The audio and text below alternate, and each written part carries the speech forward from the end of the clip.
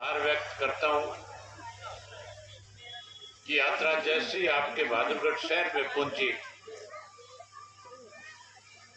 जगह जगह पे सैकड़ों सैकड़ों की संख्या में लोगों ने इकट्ठे होकर के, बुजुर्गों ने, माताओं बहनों ने, नौजवान साथियों ने फूल मालाओं के साथ इस परिवर्तन यात्रा का स्वागत किया, अभिनंदन किया। उसके लिए मैं आप सबका बहुत बहुत आभार व्यक्त करता हूं। आपको काफी समय हो गया, काठी साहब कह रहे थे कि हम लेट हो गए। हम लेट नहीं हुए। आज जो कार्यक्रम थे, इतना काम का समय होने के बाद भी कोई गांव, कोई पॉइंट ऐसा नहीं था जिसमें लोगों की भारी भीड़ ना थी। और जहां लोग बड़ी संख्या में मिले तो फिर हमारी भी ये जिम्मेवारी बनती थी कि हम जहां लोग हमारा इंतजार कर रहे थे, हम उन लोगों के साथ बातचीत करें। इस वजह से ज्यादा समय लगा। और आपकी जो भीड़ है, इससे देख करके लगता है कि अब इस परिवर्तन को कोई रोकने वाला नहीं है। परिवर्तन हर हालत में आएगा। आज मैं आपके बीच में 8 जिलों के 500 से ज्यादा गांव में होकर के आया। 8 जिलों के डिस्ट्रिक्ट हेडक्वार्टर पे जाकर के आया। 8 जिलों के सब डिवीजन जो 28 बनते हैं, उनमें भी जाकर के आया। 28 विधानसभा क्षेत्र के लोगों से मिलकर के आया। मैंने लोगों के बीच में भाषण नहीं दिया। मैंने लोगों से पूछा कि प्रदेश के अंदर भारतीय जनता पार्टी और जसपा की सरकार बनने के बाद इस 3.5 वर्ष में आपने क्या खोया, क्या पाया? इस 3.5 वर्ष में सरकार ने कौन कौन से वायदे पूरे किए? आज कौन कौन सी समस्याएं हमारे सामने हैं? हर गांव की अपनी अलग समस्या थी, हर शहर और कस्बे की अपनी समस्याएं थी। बड़ी हैरानी की बात है, आज हमारे प्रदेश की सरकार का बजट जो है 1,85,000 करोड़ रुपया सालाना है। 4 लाख करोड़ से ज्यादा का कर्जा है। चौधरी ओम प्रकाश चौटाला जब प्रदेश के मुख्यमंत्री थे, हमारे प्रदेश का बजट केवल और केवल 21,000 करोड़ रुपया हुआ करता था। उनके वक्त में जब 21,000 करोड़ रुपया बजट था,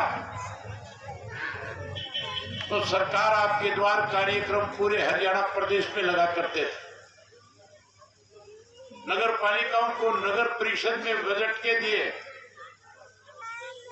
जब सरकार आपके द्वार कार्यक्रम लगता था तो लाखों लाखों रुपए जो है एक नगर पालिका, नगर परिषद को दिए जाते थे। गांव की पंचायतों को इतना पैसा दिया था कि सरपंच पैसा खर्च नहीं कर सकते थे। गांव के अंदर स्कूलों को अपग्रेड किया गया। शहरों के अंदर कॉलेज और हॉस्पिटल बनाए गए। गांव में पीएचसी बनाई गई। शहरों में खेलों के लिए बच्चों के स्टेडियम बनाए गए। बड़े बुजुर्ग खुली हवा में सांस ले सके, इसके लिए पार्क बनाए गए। जहां बड़े बड़े पार्क बना करके बड़े बुजुर्गों के लिए ऑक्सीजन का प्रबंध किया, वहीं भ्रष्टाचार पे अंकुश लगाया, कानून व्यवस्था को दुरुस्त किया।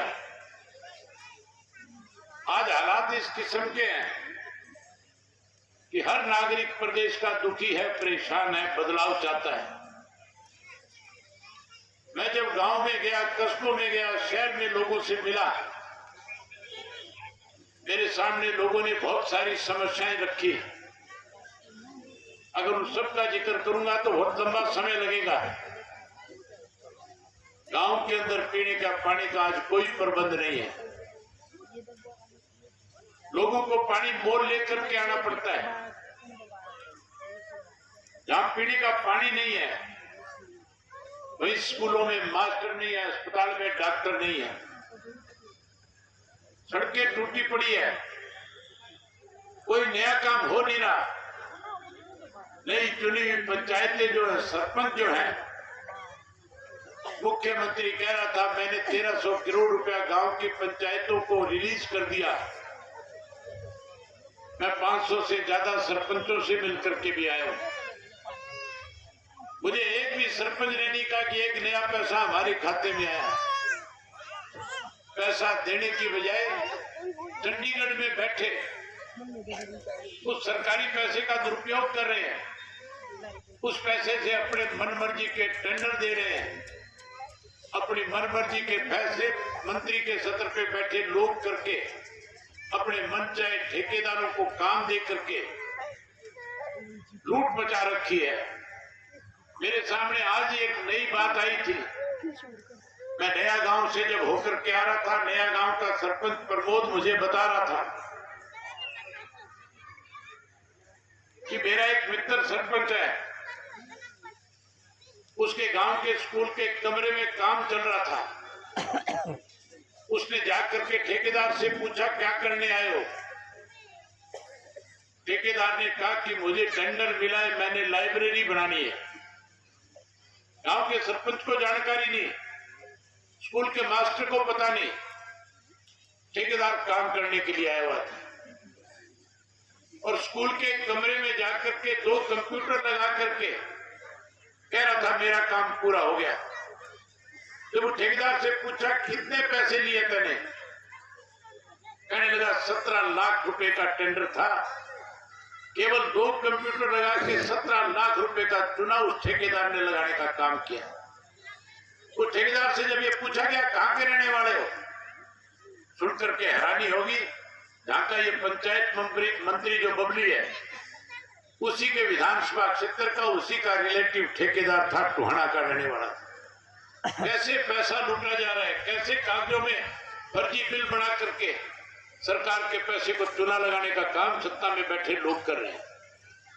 जहां गांव में ऐसी लूट मची है, वहां शहरों में प्रॉपर्टी आई के नाम पे, प्रॉपर्टी आइडेंटिटी कार्ड के नाम पे, और प्रॉपर्टी को खरीदने और बेचने के लिए कोई जाता है तो कैसे उसको परेशान किया जाता है, कैसे उससे पैसे लिए जाते हैं। आपके यहाँ पे तो एक और बड़ा फ्रॉड हुआ है। सन 1917 के अंदर जब आपके यहाँ पे एक बड़ा फ्रॉड हुआ था, मुझे चौधरी नफे सिंह जी ने बताया कि सरकारी जमीन पे कब्जा किया जा रहा है। 2017 की बात है और कब्जा करवाने वाला कोई और नहीं था, भारतीय जनता पार्टी का विधायक नरेश कौशिक जो यहां से था, उसने उस जमीन पे कब्जे करवाए थे, दुकानें बनवाई थी। मेरे नोटिस में जब ये लेकर के आए, इन्होंने जब सारे कागजात मुझे दिए विधानसभा में, मैंने विधानसभा में मुख्यमंत्री के सामने बताया कि बहादुरगढ़ के अंदर किस तरह से आज सरकारी जमीन के ऊपर आपका विधायक कब्जे करवा रहा है। 100 करोड़ की जायदाद थी। मुख्यमंत्री मेरी तरफ देख रहा था। मैंने कहा मुख्यमंत्री जी इंक्वायरी कराओ, जांच कराओ। एमएलए खड़ा हुआ, कहने लगा जमीन तो अशोक की है। मैंने कहा अशोक गुप्ता की अगर जमीन है तो ये काम मुख्यमंत्री का ही जांच करा लेंगे की बजाय उन कब्जेधारियों को इस बात की छूट दे दी कि आप उस जमीन को जैसे मर्जी खुर्द बुर्द कर लो। नरभय सिंह राठी जी कोर्ट में गए और आखिर हाई कोर्ट को संज्ञान लेना पड़ा। हाई कोर्ट ने आज उस जमीन को रिलीज करा करके उन बदमाशों के हाथ से छुटाने का काम किया। उसी तरह का एक नया फ्रॉड आपके यहाँ पे हो रहा है। आजकल प्रॉपर्टी आईडी के नाम पे कुछ सत्ता में मिले हुए लोग जो हैं वो फर्जी आईडी बना करके लोगों से पैसे लेने का काम कर रहे हैं। 10 लाख की बात सामने आई है। अगर सही ढंग से जांच हो जाएगी तो 10 करोड़ से भी बड़ा मामला मिलेगा। अगर ये जांच नहीं कराएंगे, 2024 पे परिवर्तन आने के बाद इंडियन नेशनल लोकदल पार्टी की जब सरकार बनेगी, ऐसे लुटेरों से पैसा वसूल करेंगे और आपके शहर के सौंदर्यीकरण तो